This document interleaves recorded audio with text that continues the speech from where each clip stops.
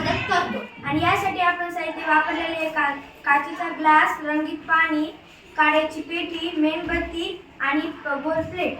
तर आता मी ह्या म्हणजे काड्याच्या पेटीने मेणबत्ती जळवणार आहे. तर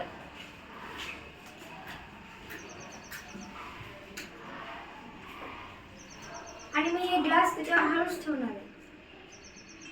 आता बघा, जोपर्यंत की म्हणजे ग्लास मध्ये ऑक्सिजन आहे तोपर्यंत ही मेणबत्ती हे होणार, जळणार. आणि जसंच त्याच्यातलं ऑक्सिजन संपलं तसं ही मेणबत्ती विझली. बघा कसं पाणी वर येते.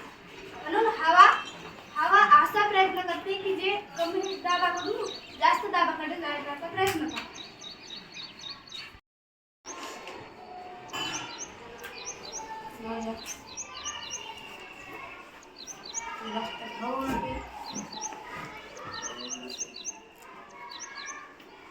पाणी वर येईल.